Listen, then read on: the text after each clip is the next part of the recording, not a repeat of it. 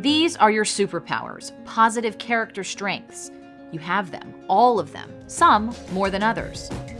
What we are best suited to do in our lives connects with who we are and our character strengths.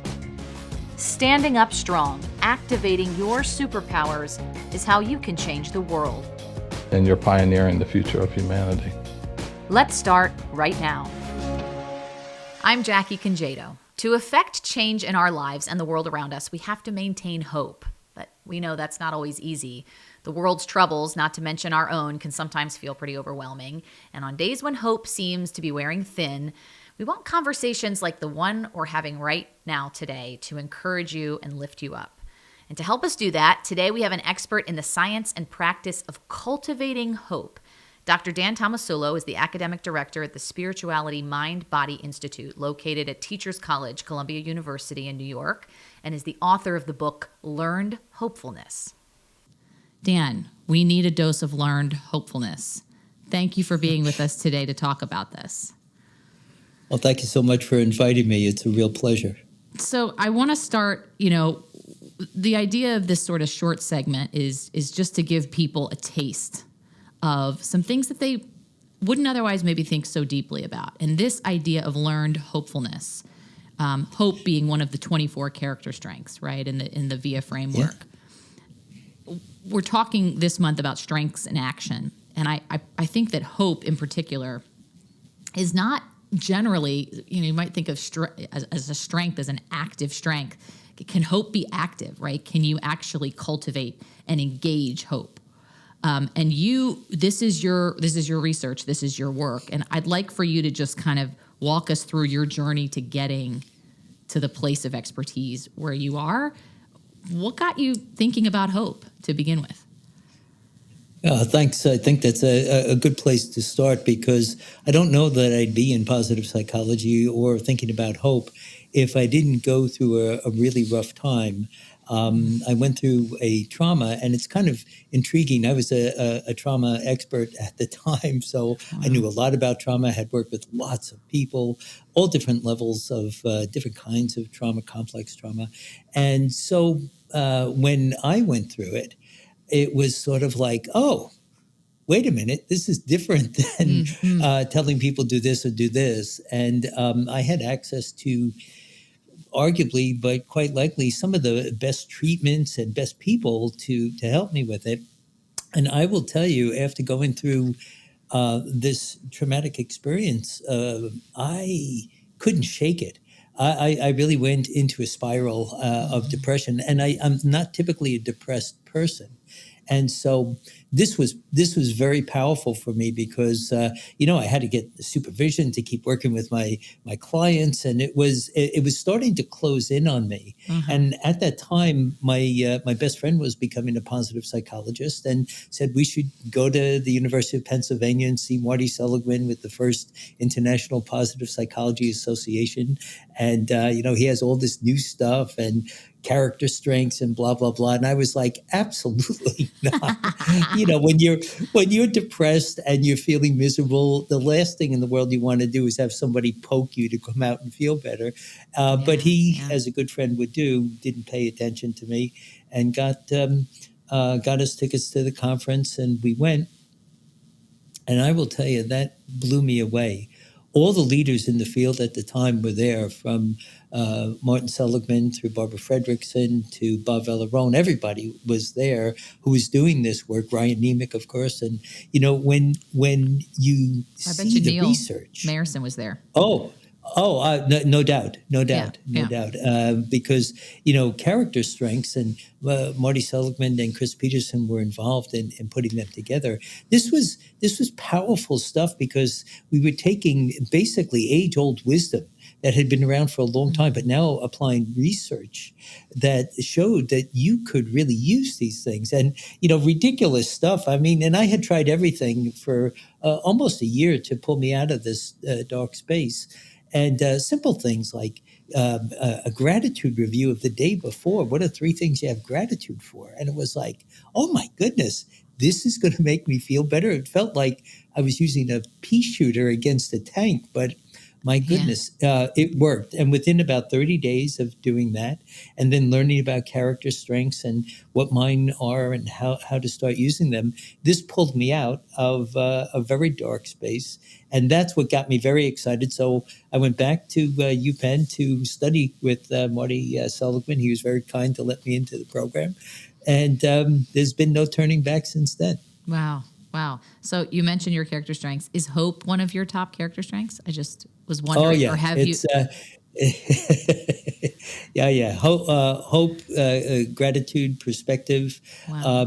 appreciation of beauty and excellence, and as perhaps will come through today, humor and hope are sort of right up there. So They're we'll see if linked. that. Humor's a top strength of mine. I don't know that hope is, but maybe I can cultivate it after this conversation today. So tell me a little bit more about what you mean by learned hopefulness. I think, as I was saying earlier, a lot of people think about hope as a strength that it's like, oh, well, you just were born that way. You're the kind of person who's an optimist and you think about things in a hopeful way, and good for you. I don't have that. Or, the world around me feels so heavy and dark, or, to your point where you were sitting, my personal circumstances, and that you're waiting around for hope to kind of appear.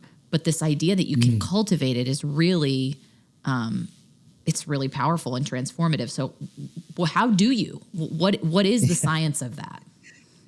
Yeah. It's a great question because when I first started to think about this idea and writing the book, and Marty Seligman had written the book on learned helplessness, and so I thought this would be a nice, flip side of it. And when I started doing the research, I realized that the folks in business were not reading necessarily the folks in medicine, and the folks in medicine weren't necessarily reading the people in psychology. So we had all of these theories. There's like 27 theories of hope, and it's a little bit like when you read that stuff, it's a little bit like the parable of the three blind men holding on to the elephant and trying to describe what it's like. Yeah. So one of them grabs the leg and says it's a tree. One of them grabs the tail and says it's a snake. And the other one grabs the ear and says, oh, it must be a bird. It must fly, And I said, well, what would hope look like if everybody was right? They just had different components of it. What would it really look like?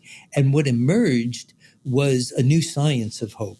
And that really got me excited because instead of it being something that you either had or didn't have, or it came to you, there were clearly ways that you could manifest it, if you use that language, or cultivate it. And it all began, believe it or not, with understanding that the positive interventions are really in timelines. So as an example, if you look at things like forgiveness and gratitude, they're often about things that have happened, or much more often than not, they're about things that have happened. Somebody opens a door for you, you say thank you. So gratitude is a way of cultivating things from the past. And then things like mindfulness or flow or dispositional mindfulness, right? About what's happening right now. These are about the present, being fully aware and fully connected in the moment. And then things like hope and optimism, intention and faith are all about the future.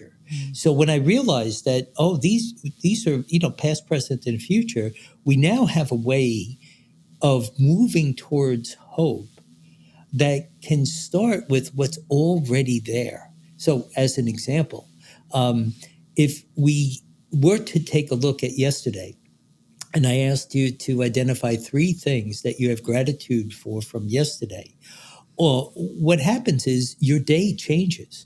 Because the way our brain works is that we kind of summarize things. And what we know, we have about 6,000 thoughts a day.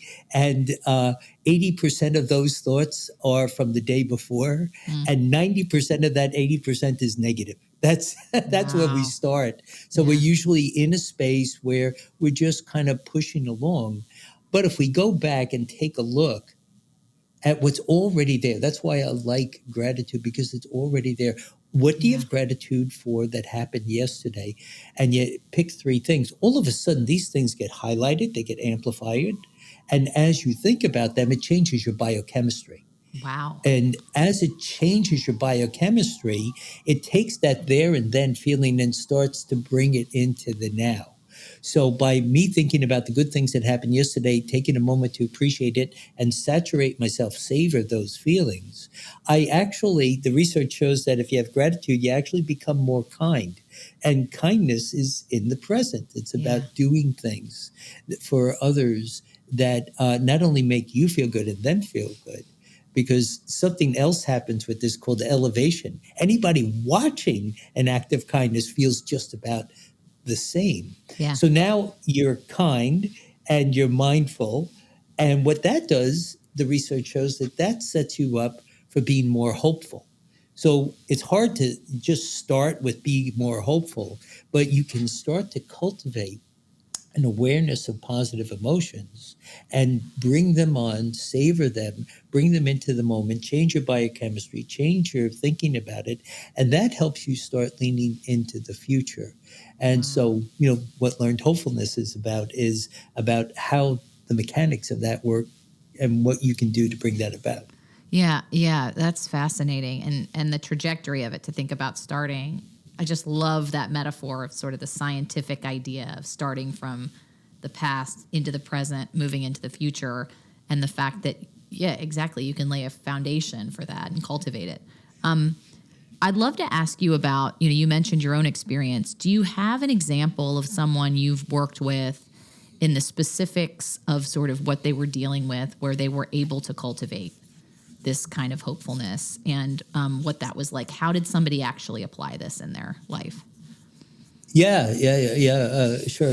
And let me just preface this by saying, if you do a Google search, right, and you say how to cook fish, and you plug that into Google, you will get a billion answers in half a second, but none of them may be exactly what you're looking for. You're just going to get the most available thing, or the thing that everybody else has asked for. That's kind of like how our brain works. Yeah. So that if I say, how was yesterday? It's going to just kind of take that general way of looking at it. But if I say, how do you cook tuna fish on an open barbecue? Now I get very specific answers. So it's really about learning how to ask for something specific within your realm. Like, in other words, what's already there that we might not have harvested. So there's a person I work with, arguably, but likely one of the most depressed people that I've worked with. Wow. And she was in a really bad place, just a terrible place. And the circumstances in her life were such that it wasn't going to change. And she really didn't have a lot of appreciation for therapy. She had tried therapy and that kind of thing. And basically what happened was, when she came in for the first session, she started to talk about the fact that she had lost her job. And then eventually she couldn't afford the rent, and her sister invited her to come live with her. And so she did. And she came in and she was just miserable about the situation. She said, I had to take 2 buses to get here. Nothing is going right. And I had therapy before. It really didn't work. And so this is not where you want to come back to somebody and say, well, things will get better. It's Right. not like that. So she paints this really dark picture. And there's something in positive psychology known as positive deviance. And I use that a lot in therapy, because it's like, everything is kind of like bland, right? But you ask people to start thinking about a time when things were different. So I asked her, I said, is there a time in the last couple of months that maybe you're not as depressed? Because ultimately what you want people to do is recognize that emotions, they're temporary, right? And so they're temporal, and that they may not always be in the range. Your assessment might be that way, like the Google search, Right. but maybe they're not. And she goes, no, nothing. It's all miserable, and it's been except when my niece and nephew come home from school. They are such a joy. I play with them. Now all of a sudden we have a contradiction, and instead of the person being in conflict with you, they're in conflict with themselves. They just told me nothing is good, and then all of a sudden they find this positive deviance where there's this little bright ray of sunshine. And so you get them to talk about that. And guess what? That'll change their biochemistry, and that changes this. And and then you start to invite them to maybe spend a little more time with them. You only do that for 5 minutes, maybe 10 minutes would be good. And then you help people understand that this assessment that everything is bad is generic, and that there might be bright spots in there, and then we can go back and, as I was saying, harvest the emotion. Well, sure enough, she was able to do that, and she started to extend that time. And then, because she really enjoyed children, we got her a volunteer position in the beginning for working with children. She had time on her hands, and that filled her up. It also gave her purpose and meaning, which now we took a there and then feeling, capitalized on it, brought her more into the now. And as soon as she started to cultivate those feelings, she was able to start to think better about the future, right? So that's a short version of that. And sure enough, she did very well in therapy. It took about, I'd say, 6 to 8 months. I don't remember exactly because it was a while ago. But, then she was ready. Then she's, getting a job is possible. Let me go out. Let me, and sure enough. Wow. And 6 to 8 months, I think about so often, people are stuck for a long time if they don't have that sort of window or the ray to lock in on and to sort of move their patterns of thought in a more positive and hopeful direction. We were talking before we started recording. I can't help but think about the intersection of our work at the Holocaust and Humanity Center and this concept of learned hopefulness and the idea of, we were talking about Viktor Frankl and Man's Search for Meaning and the experience of so many survivors who have come out of the depths of some of the worst experiences in humanity, right, that we've ever known, and have actually maintained hopefulness in the depths of that depravity and despair. And, in Frankl's book, he talks about how he was able to do that even in the camps, even amidst, the most horrific experiences and conditions. And then, of course, I think about the survival stories of so many of our local survivors and how they, these are people who had every reason to think that the rest of their lives were going to be, horrible. And they came out of this experience with this immense gratitude and purpose and joy. And hope for the future. We're located in this space in Cincinnati. You got to, when you come, we're going to make sure that you come see the museum in a train station, which is now a civic museum center. And this is where survivors took their first steps at rebuilding their lives, in this train station. They came off, and so now it's a museum center. We have a museum there, and it tells their stories. But, this idea of resilience and rebuilding and channeling the fact that the future doesn't have to look like the past, and we can have hope in that, is so powerful. I wonder if have you had any intersections with the history, Holocaust history, World War II, in your research or in your teaching that are informative here? Yeah, the first thing I teach within the master's program, the positive psychology course, so it's for graduate students that come in. The very first piece of writing that they have to read is Viktor Frankl, because it sets the tone. I'm a huge believer in stories being the bedrock of how we really transform and change. The science is great, but you need exemplars. You need people who are operating in such a way that they inspire others because they've been able to transcend whatever it is that they've needed to get through. So if you look at Frankl's work, there's layers and layers. I've done some work with Ryan Nemec from the VIA Institute. We wrote a book together on disabilities. And it was character strengths and abilities within disabilities. And I will just tell you, you We're know, going to have you on again to Ru- talk about that in more detail. I want to hear a little bit more now, but I'm fascinated by that research and that writing that you're doing. we fought very hard to get the word abilities within. Like, in other words, we didn't want this to be character strength and disabilities. It was like, no, no, no, no. The whole idea is that there's something characterological inside. It might be your persistence. It might be your grit. It might be all these things. And so when you start to take a look at Frankl's work and this idea that true, genuine hope is there. And later in his life, he wrote about something called tragic optimism, which I folded into the book on the positivity effect, because tragic optimism says your trauma, what happens to you is like other people's karma. You know, it's like what they did is on their side, but how you respond is really on your side, and you have a choice about doing that. And this idea about choice is so central.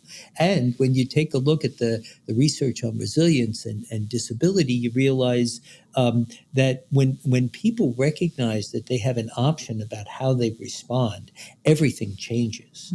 And actually, Dr. George Bonanos in our program, who's the leading researcher on resilience, he's been able to take a very deep dive into what makes people resilient, and it's flexibility. It's not being stuck with, oh, this happened, so I must respond this way. It's like, this happened, and what is it I can do to get around it? I use the metaphor of a rock in a stream. The stream doesn't go, oh no, it's I'm going to stop rock. flowing immediately. What am I going to do? You know, it just kind of goes around it. And cultivating that is when we have exemplars, when we have people who have somehow figured it out. Those are the positive, they're examples of positive deviance, right? They figured it out. What did they do? So we can learn from them. And you know, this is I've worked with prisons where we have the prisoners who are finally being released from a program that's very successful do a 2-minute video of there and then and here and now what they learned. And what happens is when new prisoners come in and they have no hope at all, they can see somebody who speaks their language, who lived their life, who that story gives them real hope. And we find that it's an accelerant. They do much better, right? I have a memoir called American Snake Pit. It's about deinstitutionalizing people from Willowbrook here in New York in an experimental group home. And these are people who were called the incurables. They have no hope at all and no chance of having any influence in their life and no capacity to even speak up. So what we did back then is we created an environment where they could flourish. I wasn't a positive psychologist back then, but I think the early, roots It was were there. It was there. percolating, But that's when we found people who could do things that they wanted to do, who had somehow transcended it, and then they became the exemplars, and people said, oh, maybe I could do this. And so you need both story and science. Yeah, to make that shift. that's, I think, what's so powerful about the work that you're doing. I want to just pivot for a minute to this idea of the role that hope plays in upstanding.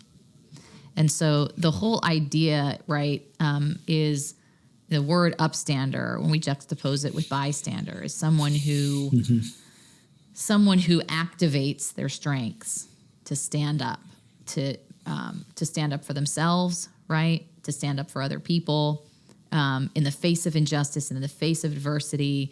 And so it seems to me that hope is a pretty essential component to upstanding. But I wonder, from your perspective and your research, what do you have to say about the role of hope in being an upstander?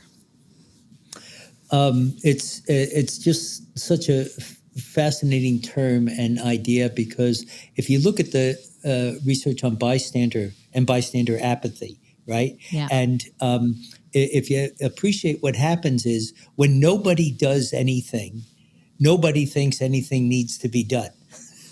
Right, right? right, And, right. and so there's millions of stories from Kitty Genovese on through about if nobody moves or makes a move to do that, then everybody thinks, oh, somebody else is taking care of it. Yep. But I don't feel so. So part of this is really what I've termed the positivity effect is that you need hope, but you need empowerment, right?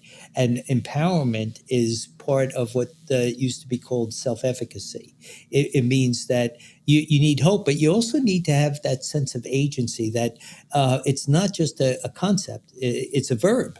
You Mm-hmm. have to do something about that, and that the empowerment is part of that. And then next to that is resilience. It's like, okay, I feel empowered, but there's going to be pushback. There's going to be a difficulty, and so you need that skill. And then at the end of that is like, as you start to have the hope, have the empowerment, have the resilience to move forward, and have that courage, then optimism is what starts to make you think, well, there may be other ways that I can bring hope to this situation. And conveniently, that spells hero, HERO. So Oh, it's hope, empowerment, resilience, and optimism, wow. which is known as psychological capital. Wow. I'm going to remember the acronym because that's what I've always said that, I have two young daughters, and I think if I raise two kids who are resilient and empathetic, I don't really feel like that's my mantra to myself is resilience and empathy. Yeah. Now maybe I'm going to change that to hero, which I feel like is Yeah, a better encapsulation of that. Well, I think it's so interesting because obviously my own experience launched this, but then as you kind of read stories and hear people and see other researchers and start putting things together, you realize, oh, wait a minute, other people have been here before, and their ideas might not be fully developed yet, or that we can learn something from them.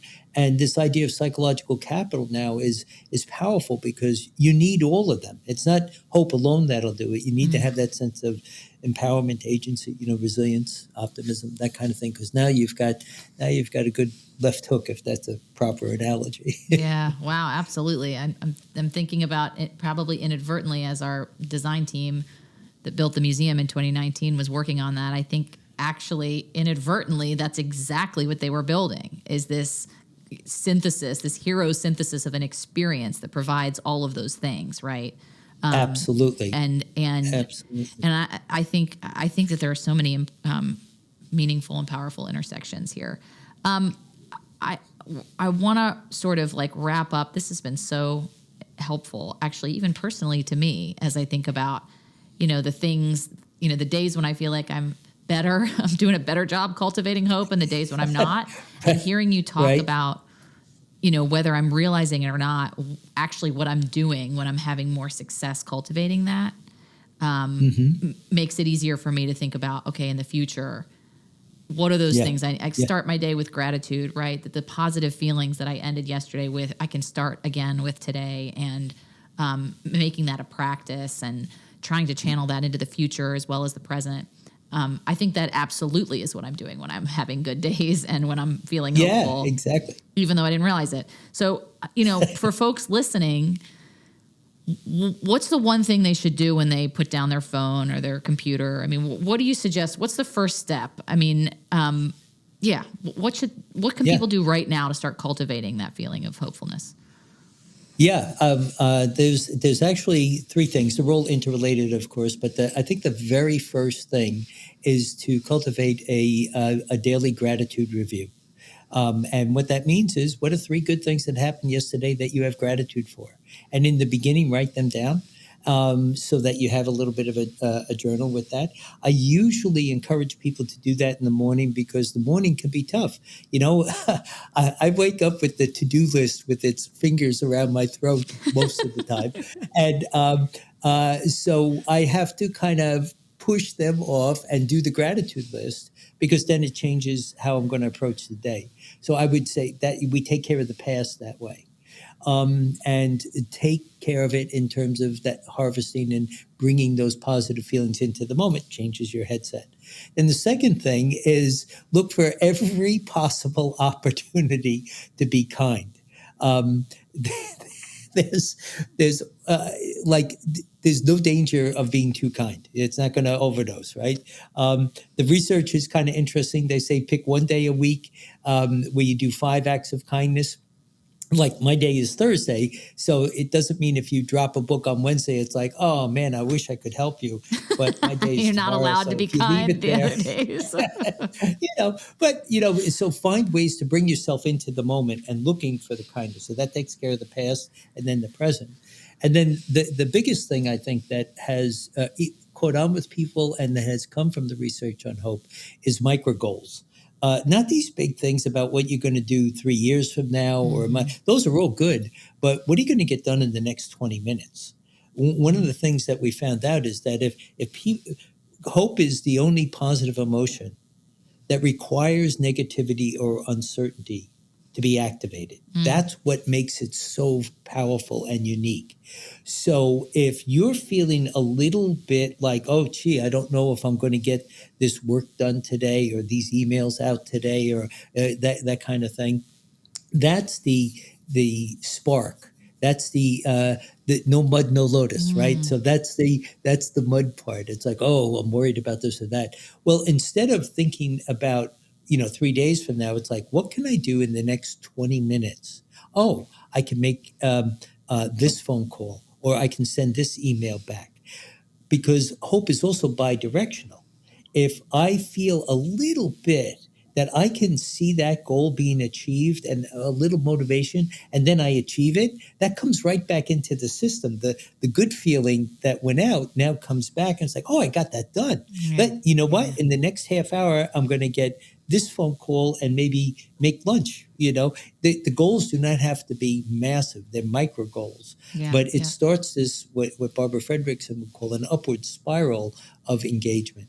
Yeah. So gratitude, kindness, and micro goals for hope, I think will do it. I love that. We like to call that the ripple effect here, which is the idea that the act, it's the energy that kind of comes back at you and recycles in a way that propels you forward and brings actually other good things into your orbit. You said manifesting, if that's your vibe and your terminology, that's totally, I think, we're all saying the same thing.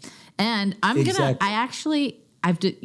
decided one of the key things I think you just said that I'm going to take away from this is in this world of seemingly endless opportunities to get stuck in the darkness, right?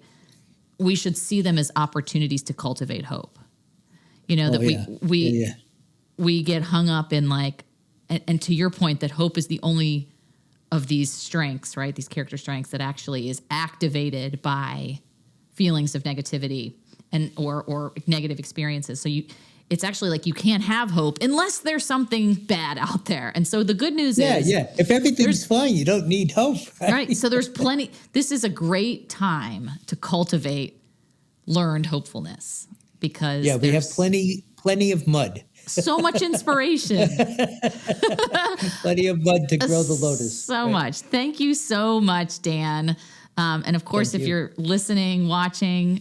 so grateful to you. You're going to be in my gratitude journal tomorrow about these things that happened in a great way today. Thank you, Dan, and thanks to all of you for joining us. Thank you, Jen. To learn more about Dan, you can visit his website or check out his most recent book called The Positivity Effect. Our thanks to the Mayerson Family Foundation and the VIA Institute on Character for supporting this series.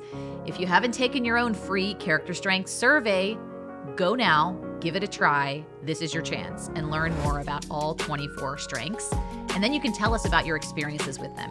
You can reach us anytime by email, and you can listen anytime on Spotify, Apple Podcasts, or visit holocaustandhumanity.org/podcast. You can also connect with us on Instagram and TikTok at Holocaust and Humanity, and X and Facebook at CincyHHC. The Upstander Ripple Effect is a production of the Nancy and David Wolf Holocaust and Humanity Center. This series is part of the Cynthia and Harold Gutman Family Center for Storytelling. Visit us in person at Historic Union Terminal in Cincinnati, Ohio, or online at holocaustandhumanity.org. Executive producers are David Wise and Jackie Congedo. Managing producer is Ann Thompson. Consulting producer is Joyce Kamen. Technical producer is Ron Thomas, and technical director is Ethan Spagna. Opening sequence is by Ken Furman. Select music is by Kik Lee. Videography and editing are by Robert Mills. And this is recorded at Technical Consulting Partner Studios in Cincinnati, Ohio.